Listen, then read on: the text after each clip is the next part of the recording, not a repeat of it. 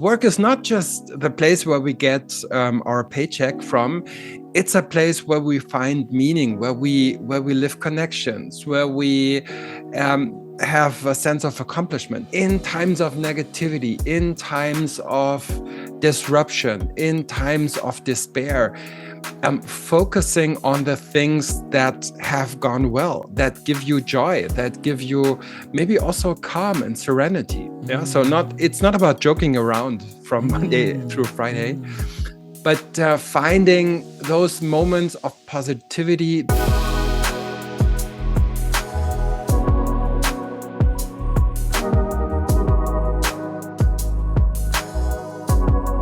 Ladies and gentlemen, welcome to another episode of Organizational Behavior with Siphiwe Moyo. It is my great honor. It is my absolute honor to present to you a different episode and great episode. I have a great guest today. I have Christian. I've been practicing your surname is Thiele. Christian Thiele is a coach, trainer, speaker, author, and podcaster specializing in positive psychology within professional setting. He's been supporting leaders, teams, and organizations since 2007 through keynotes, workshops, training, and coaching. His clientele includes prominent companies such as Airbus, Amazon, Bayer, Bosch, and Volkswagen. Christian is also a member of the trainer team at the German Society for Positive Psychology and serves as a lecturer in positive psychology and coaching program at the German University for Health and Sport. His work focuses on enhancing workplace well-being and performance. As you know, ladies and gentlemen, I'm really passionate about positive organizational behavior, and today we have a proper expert in this. Christian, welcome. Welcome, but actually you're already wrong at the beginning, because it's my great pleasure. It's my great honor to check in with you again and to have a little chat. So thank you so much for having me. So good. The last time we spoke, we were having fun in Bali at a conference. How's life been since then? Well, first of all, thanks again for this great inspirational workshop you gave on fun and humor, and it really inspired me. So that was really a great thing, Siphiwe, and I took a lot out of this, actually. I'm good. You know, I live in the German Alps, so we've been having a beautiful October. Nice. And now a nice start into the fall. I'm the winter kind of guy, so I'm desperately waiting for the first snowflakes to come down. But it's only going to be a matter of weeks, and yeah, and life's good. Kids are fine. My wife's being nice to me. And I'm trying to be nice to her. And so all is good. Thanks. What about yourself? No. Life has been really good. I'm starting to get tired. I think that year-end fatigue is setting in. But it's not just me. So I'm still grateful to be doing work. Even around November and so on, so it's been good. I'm not complaining at all. So maybe for people who might not even know what positive psychology is, maybe can you just share your journey into positive psychology, and also as you're giving us your background and what inspired you to focus on its application in the workplace, particularly. Yeah, thank you so much. So I'm basically, by training, I'm a media guy. So I started my job career in the media industry. I held leadership roles then at newspapers and in magazines. And I was really thrilled by working in journalism, but it also can often feel dominated by negativity. You know, if it bleeds, it leads. Bad news sells. Conflict, it's all about conflict and crisis and wars and so on. So over time, I really started reflecting on how this environment not only shaped the workplace and the content of the things we were doing, but also my own well-being and my leadership style. So I started working with a coach, and I discovered how transformative actually coaching could be. And this inspired me to do training programs for coaching and for leadership development. And I started doing this and working with people in and outside the media industry.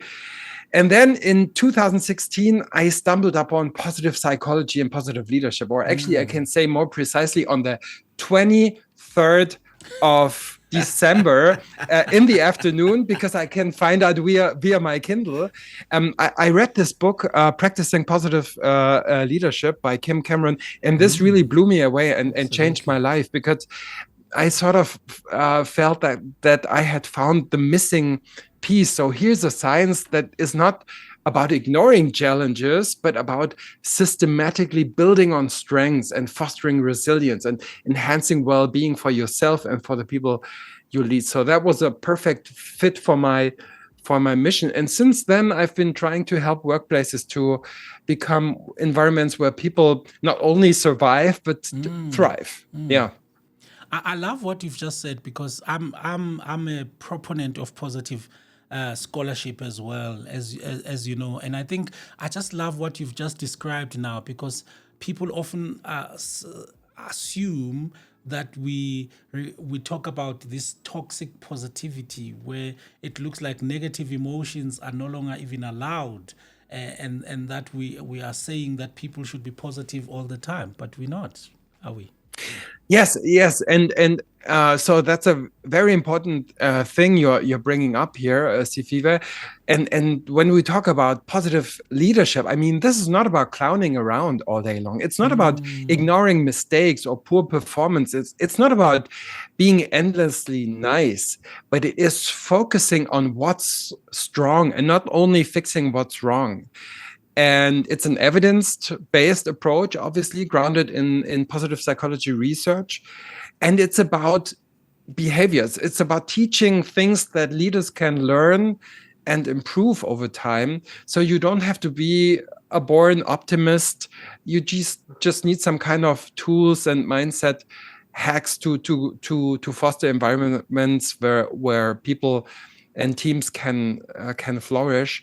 And as you said, it's not about being fun and being optimistic all the time. We can struggle with the world like it is, and sometimes it's difficult to find hope and hopefulness in times like these. I can understand that. Yeah. Do you still experience times of where you feel more negative emotions than positive emotions? What do you do when you do that? Do you sit with it a little bit, or do you nudge yourself towards the positive again?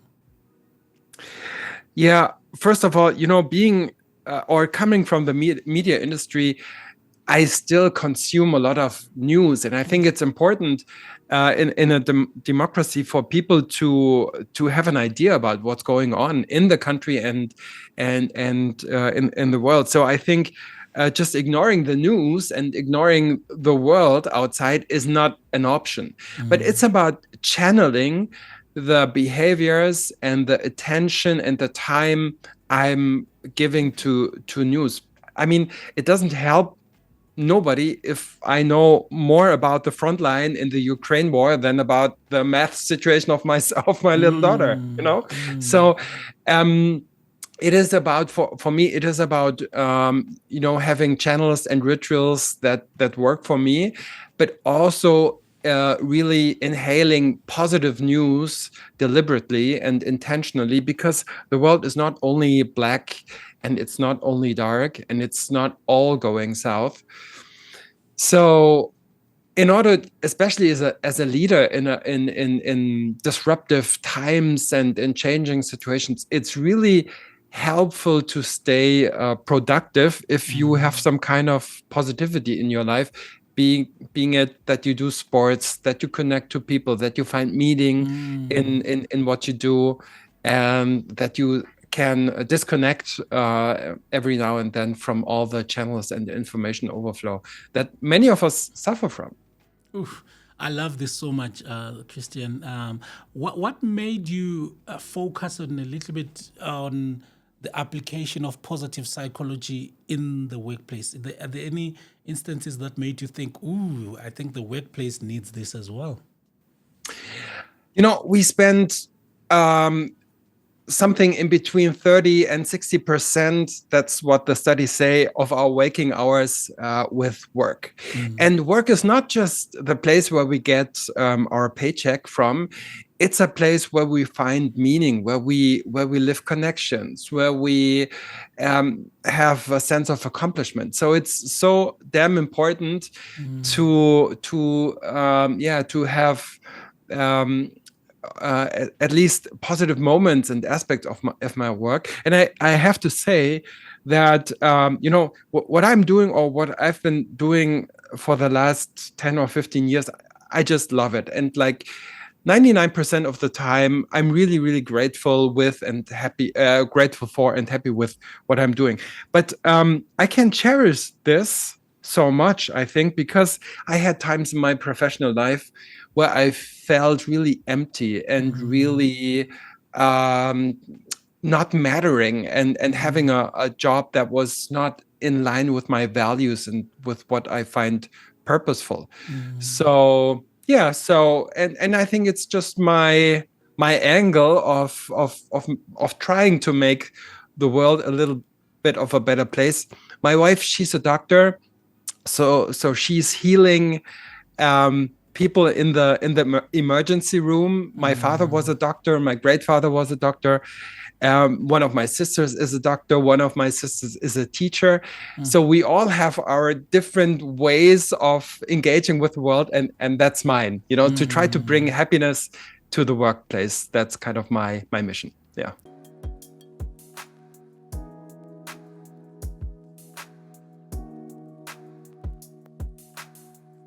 If you want more information, please email info@theobinstitute.com and the team will get back to you, or just look at www.theobinstitute.com. Oof, that sounds so good. It's a mission that is worth pursuing, and I think because studies after studies have proven that those two elements of mattering. Firstly, I'm happy to the extent that I feel like I matter in the workplace, and I'm happy to an extent that I feel like my work matters as well. And I think it's the kind of work that you do that just helps people doing that. So when we look back to that moment when you bumped into the work by Kim Cameron, and you then delve into positive leadership, maybe just for our listeners and viewers, how would you define positive leadership then, and what distinguishes it from, I guess, traditional leadership models? Yeah, I would say that it's an approach. It's a leadership approach that somehow aligns well with classical and traditional leadership styles. As I said, it's rooted in the science and practice of positive psychology. So it has quite a lot of evidence-based data backing it up. It's about teaching behaviors that leaders, whether you lead a team, whether you lead a division, whether you lead a company, that you can learn and that you can improve over time. And nobody starts at zero. That's what I like so much when I do workshops or work with people in an individual setting. Everybody's doing already some of this. I work a lot with a framework, with a PERMA-Lead framework. Maybe we want to delve into this, and this gives you some kind of ideas where you're already doing well and you're doing good at, and what you can maybe focus on a little bit more.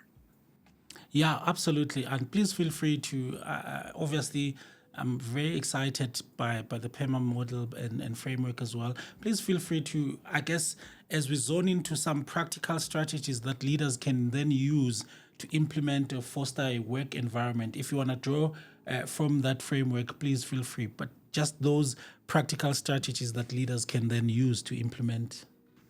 Okay, so some of you might know about Marty Seligman, the founder of positive psychology, or the guy who put positive psychology on a broader map when he became president of the American Psychological Association in the late 1990s. And he developed the so-called PERMA framework. And a dear friend of mine, a scientist in Vienna, Markus Ebner, he developed the PERMA-Lead Framework for positive leadership. So that means each of these 5 letters stand for a different strategy that nourish people's energy and help them thrive. And so do we want to go through the 5 dimensions? Yeah, let's go. P stands for... P stands for positive emotions. So that means in times of negativity, in times of disruption, in times of despair, focusing on the things that have gone well, that give you joy, that give you maybe also calm and serenity. Yeah. So it's not about joking around from Monday through Friday, but finding those moments of positivity that give you power, that help you enlarge your vision, that help you create new ideas. We know a lot about the effects of positive emotions by research, for example, by Barbara Fredrickson. And and I can do this, for example, when I start a meeting with what went well moments, tell the people, okay, we can focus on all the things that go wrong and that need improvement. But first, let's discuss and let's share, if anybody has anything to share, what went well over the weekend or last week. What are moments of joy, of happiness, of fun that we can have a look at. I can just imagine a leader listening to this podcast and trying to do this for the first time. If maybe that was never their approach, people thinking, what's wrong with you? What do you mean? What went right? But I think as people see you committed to this, I start imagining them seeing that you actually do mean that you are curious about what went well and the positive emotion it can spark and foster. It's incredible. Yeah. Or maybe at the end of the year, ask or celebrate the successes of the team or of the organization, and not only have a look at the to-dos and the things that still need improvement. So the E, the second letter, stands for, one could say engagement. One could also say energy. So what brings energy to you? What are the things you really love doing and you're really good at doing, and that gives you or enables you to have moments of flow, So what are the tasks that align with your strengths? What are the tasks that fill you with energy? And what are maybe also responsibilities that you don't like so much doing, and maybe we could rearrange some of them, or maybe we could look how your own strengths or other people's strengths could help you doing this a little bit with a little bit of more fun and engagement. So in the work, I love it so much. And it's not a matter of saying all the aspects of my job that I don't like, I won't do. But interestingly, which is what you have said now, there could be someone else in the team who actually likes the things that you don't like. And imagine the collaboration and the cohesion that particular point can bring. Absolutely amazing. Yes. And imagine you have a boss that really knows about people's strengths and is able to name these strengths and is able to tell the people, how you dealt with this customer, how you dealt with this situation. I love that so much because it was so creative and you stayed so calm. I mean, this is so uplifting for people. At least if you do it every now and then, and it has to be sincere, obviously.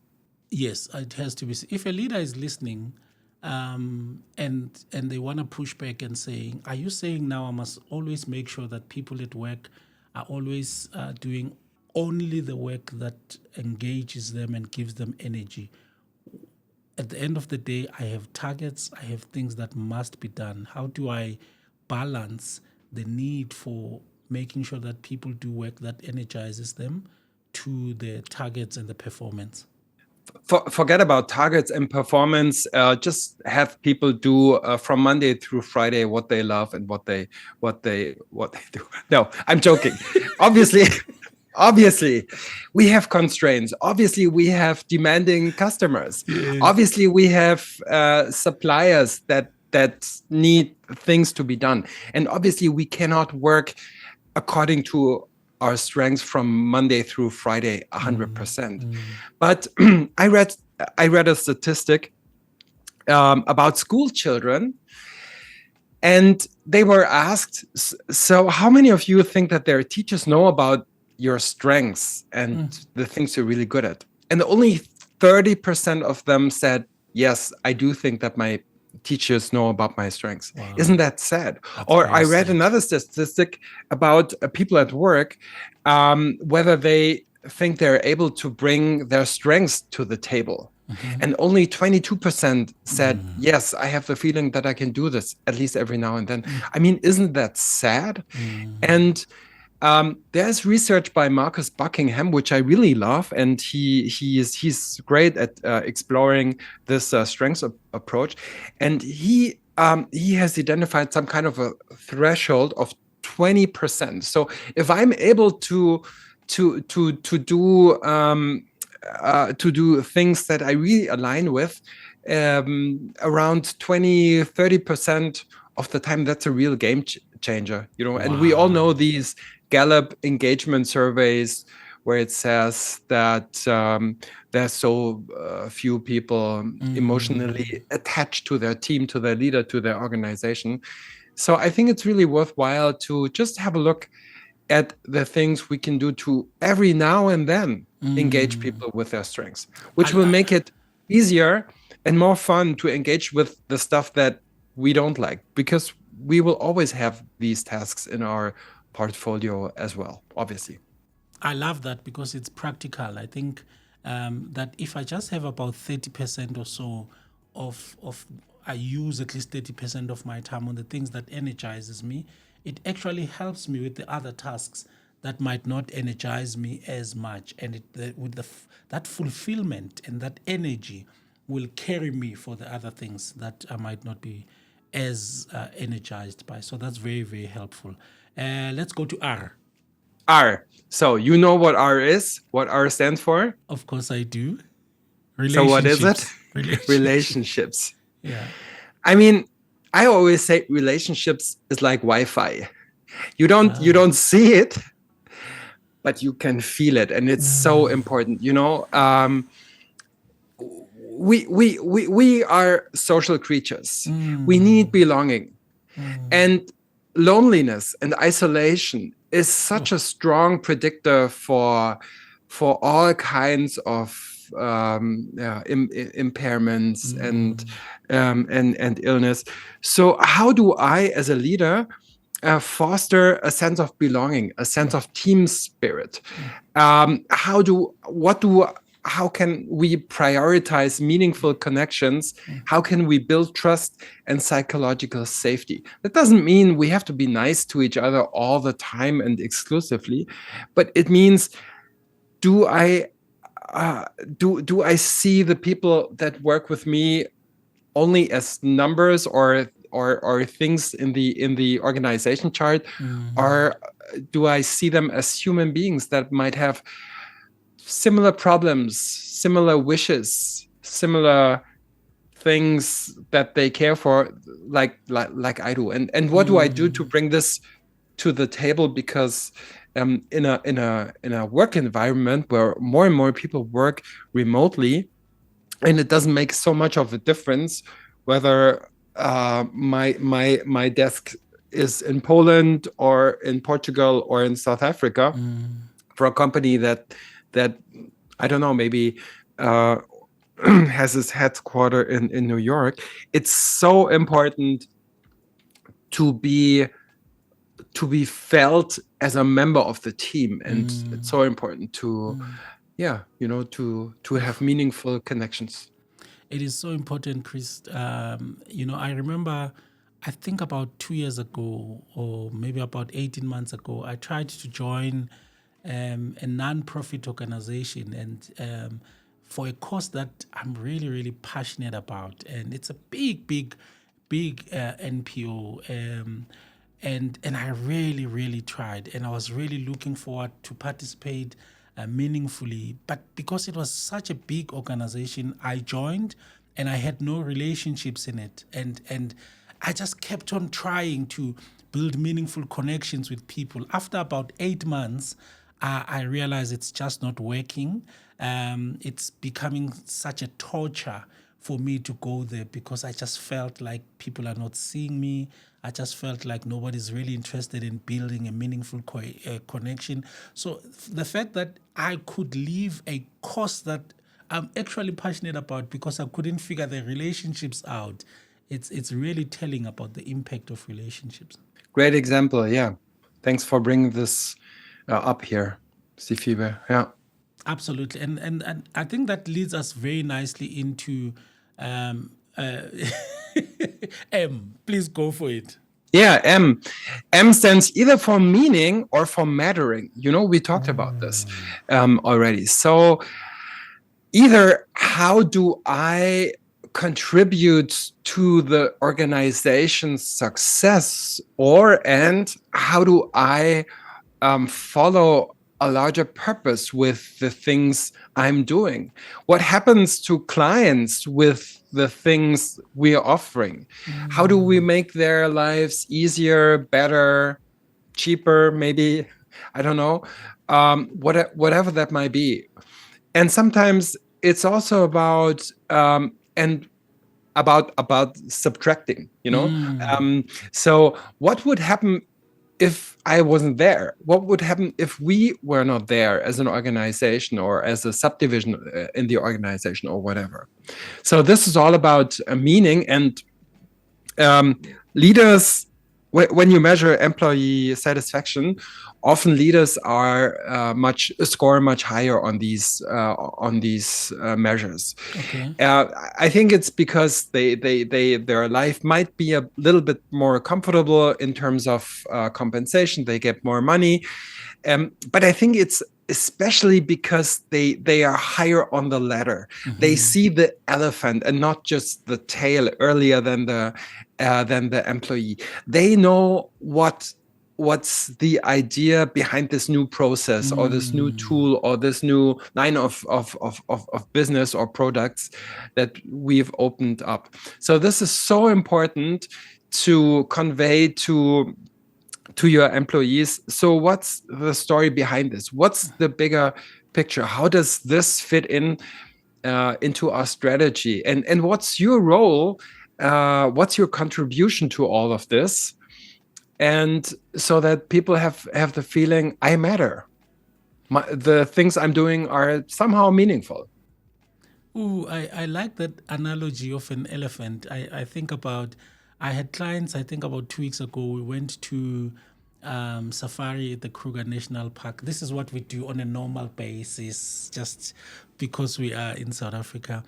And I remember we're all looking forward to seeing an elephant, right?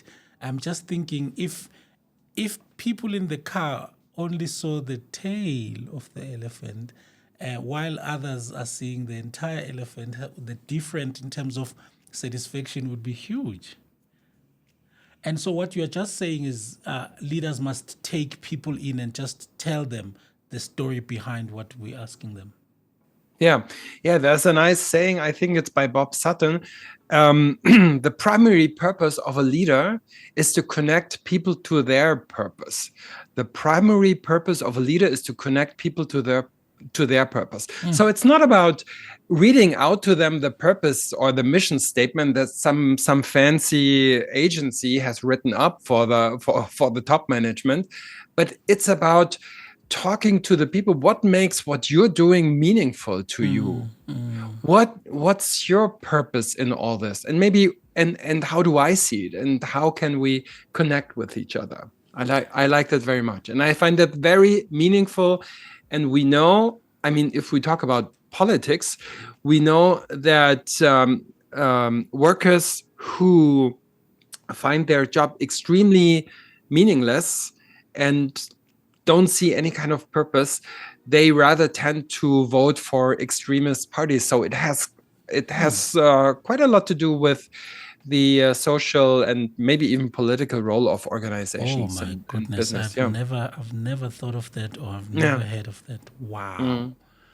Okay. I think lastly, then, Chris, in the framework that you are using, what I like about for me personally, because especially for people who push back against positive psychology, it just feels like all this stuff is never really about doing stuff, but signifies that it's really about, and it stands for accomplishment, right?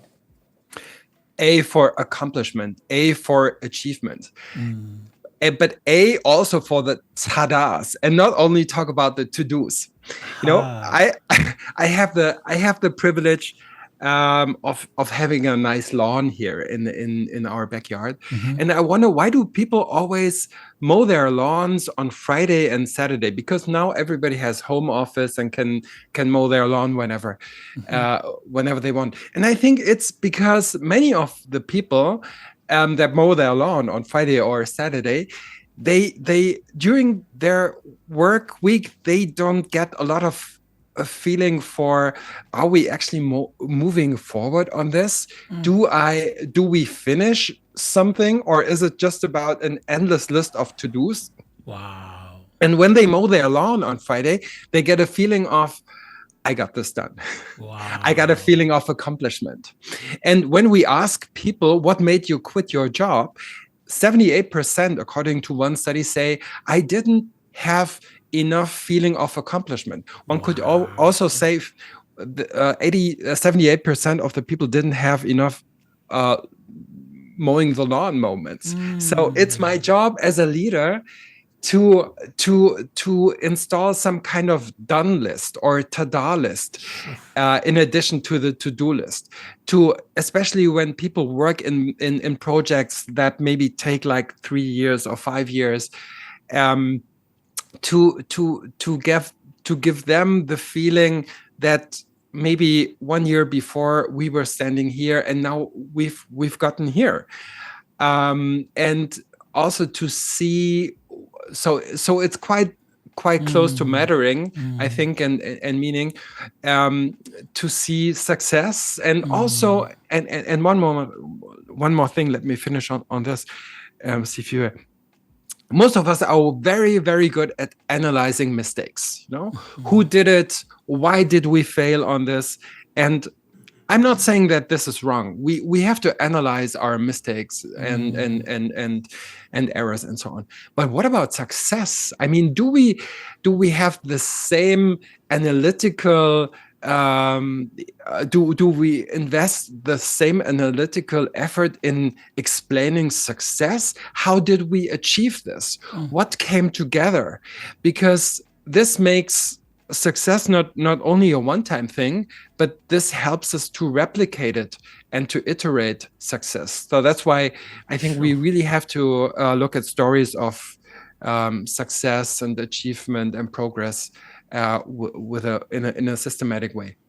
And literally try our best to make people see something. So a finished lawn, I can see it. I'm done. Oof. I'm really enjoying this. I mean, if we ended the podcast recording now, people would have received value already. But since I'm having you here, I'm gonna nudge you into other things. The other things that you are passionate about, which also really, really helps, is this idea of job crafting and the idea that if maybe what I do generally, I don't feel like it connects to something big. There's a process called job crafting. You wrote a book on this that I can engage in. Please explain to our listeners what job crafting is, as you've articulated it in the book, and what its significance in today's work culture. Yeah, great questions. Thanks so much, Siphiwe, and thank you so much for your interest in this. Job crafting is the idea that your job isn't set in stone, but you can change it. It's malleable. Employees can proactively shape their roles to better align with their strengths, their experiences, their passions, and their values. And why should they do this? This is also about personal fulfillment, but not just. It benefits the organization too, because we see a lot of research, or we have seen lots of research in the last, I don't know, 10, 15 years, that tells about enhancing engagement and fostering productivity when people engage in job crafting. Absolutely. I think, and do you think employees need permission from managers to job craft? I think that's what people do anyway, with or without permission. And the basic concept or the basic idea behind job crafting is, it's not about renegotiating my role explicitly with my manager or my leader. It's about informally doing a little bit more of the things I really care about, or doing them in a way that somehow better aligns with my with my strengths, with my whole self, so to say. And I think, because you asked me this as well, why is this important? I mean, we're in a world of constant change, of rising demand for knowledge work, and a tight talent market in many economies. So I think job crafting becomes even more relevant and more critical in these times, because it helps employees to stay adaptable, motivated, innovative, and organizations are more able to retain and grow their top talent, or their talent and their top talent, if job crafting is some kind of idea that is being promoted and allowed for. Yeah. I love the idea that you're saying I really don't have to go and negotiate with my employer as if I'm changing the entire rule. If I find 1% or 2% of the things I'm passionate about, I can weave those into my job, which would excite me. And I would still perform. I'm always saying, there's 3 places where people lie a lot. It's on Tinder. It's on secondhand car platforms, and it's in job descriptions, because we always do something completely different than what we agreed upon like 5 years ago when we signed my contract. So we always have to adopt, we always have to change, and our job, and that's, if we do that a little bit more intentionally, this is what job crafting is about. Oh, I love that. Thank you very much. Maybe for another leader who is listening and who wants to say, okay, Christian, I hear you, but have you ever actually seen instances where all this stuff led to some of the outcomes that we want, productivity and so on? Or is this just feel good stuff that you proponents of positive psychology always talk about? No, it's really not about feel good stuff. I mean, we have so much evidence that positivity goes along with productivity, that customers are happier and buy more in jobs where people know about their strengths, and where the leaders foster positive positive leadership behavior. We have data on increased employee engagement, fewer sick days, better team dynamics, more optimism about change initiatives, and even improved shareholder results in organizations where job crafting and other aspects of positive leadership are being promoted. So it really makes sense. And we have data from police departments, from hospitals, from supermarkets, from hotels, from all kinds of industries. So it does make sense to really have a look at this. I did own research with the Swiss military, actually. We found strong correlations between positive leadership and outcomes like job engagement, greater resilience, and improved overall well-being. So good. Have you ever seen? I have a theory, and I want to let you speak on this. I have a theory that sometimes when a leader who wants to adopt positive leadership practices tries to do it, and maybe they feel like people are then undermining them. They when I bring positive practices like starting a meeting with, let's start with what went well, and then I get a lot of pushback, and then I end up saying, okay, this stuff does not work, and then I swing the pendulum to the extreme where I go back to traditional methods. Is that true? Do you think there are any challenges that leaders and organizations face when they try to integrate positive leadership into their workplace? No, actually not. When they come out of a workshop with me, it all works fine for the next 15 years. No, I see you. I feel you, and I see your point, Siphiwe, and it's so important. And I have so many questions about this myself. How do the things that we, I don't know, talk about or do, discuss, maybe even try out in a seminar room, how do these things work out Monday morning when work starts again? And I'm always trying to figure out how to make this transfer even better.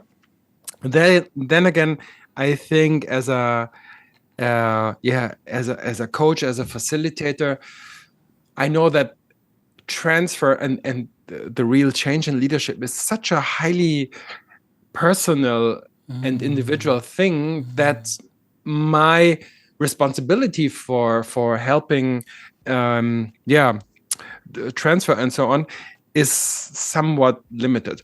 But I think in general, three or four things I think help. One is to give data, to give knowledge. Why does this work? What do we know about the theory behind the what went well thing, for example? The second is to give the people stories and examples where this has worked. Why? Well, there's one nice example I love to work with, the manual for me. So that when I work in a team, I start to set up a manual for me. What are the things I love doing? What are the things I hate doing? What are the ways I love most when we have to deal with difficulty and conflict and so on? And people fill this out, and sometimes they even post it on their intranet or in their tea kitchen or whatever. And this has done with police leaders, and they have been reporting great results. So I think it's always great to have examples. And the third thing is, again, connection. Many leaders I encounter, they are so lonely, and they think they are the only ones that have such problem or that challenge to deal with. So I think it's so important to bring them together with other leaders in the same organization and or in other organizations outside, so that they can see what are the challenges for other people, and also see, well, where am I not alone with the challenges I'm dealing with, and with the things I might be struggling with. Great, thank you very much, Christian. I think that's very helpful. I think that statement that many leaders are quite lonely, and you start getting a sense that you are alone in this, and you are not, and that connection is like the central point for me, that you need to seek out connection. All right, as we nudge ourselves towards the close, I wanted to pick your brain on what do you think is next for positive psychology? Is it going to fade out as many people have thought? Is it strengthening? What do you think are the one or two future trends in the positive leadership space, positive leadership in particular? Yeah, I have three ideas. One has to do with AI, with technology. The second has to do with purpose, and the third has to do with hybrid culture.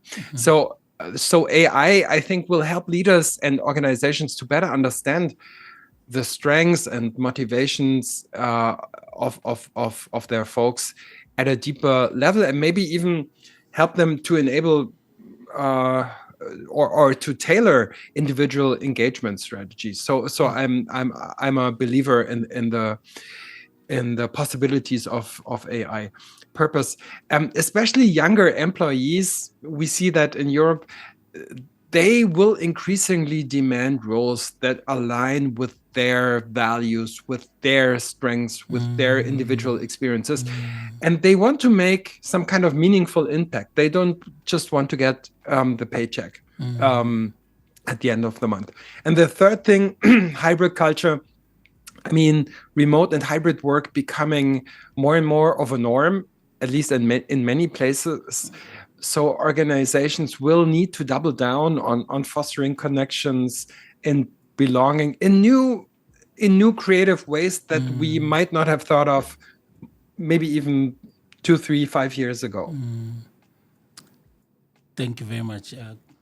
I think the AI one is particularly exciting for me because we just don't know what we know about HR. I think we're getting used to hybrid, and therefore many organizations are starting to be really clever about consolidating days in the office. So I think when hybrid was starting, organizations were not thinking this thing through. They just said to people, you have 2 days that you can come into the office, but then they came on different days and it just didn't enhance connection. But I think now people are becoming intentional. I think the AI one is going to be quite interesting for me. So I appreciate those insights quite well. I think if I'm listening to this episode as we're about to close, and maybe as a summary, we've said a lot on PERMA. As a summary, do you think there are actual key attributes then that make a positive leader? That if I'm sitting there, or I'm driving, or I'm watching, I can almost self-evaluate and know what I can do after this conversation to develop these attributes or someone of being a positive leader? Yeah, and thank you for clarifying your question again, Siphiwe, because I don't think it's so much about qualities or attributes. It's about things you can do. Absolutely. And things you can start right away. So if I give questions back to my team, so how do you see it? What am I missing here? Spread fun, have fun intentionally every now and then. Show some kind of doubt and vulnerability in situations where everybody is shocked by, I don't know, election results or political or economical events that are happening. And really focusing on strengths and enabling others to shine and applaud them for their achievements and their strengths.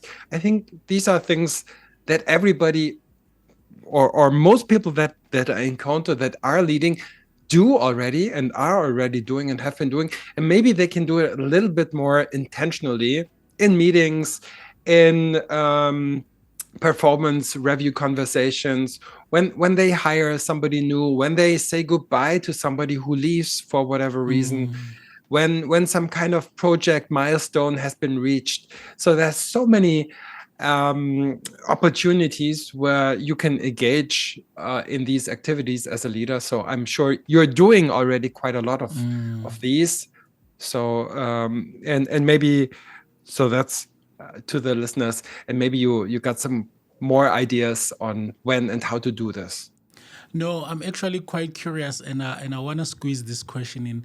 For someone who is German and works in Germany, and you work in Switzerland a little bit, how does and we hear a lot of stories about people from Germany and fun, and also Swiss people with their preciseness. How does your message around induce a bit of fun land to leaders?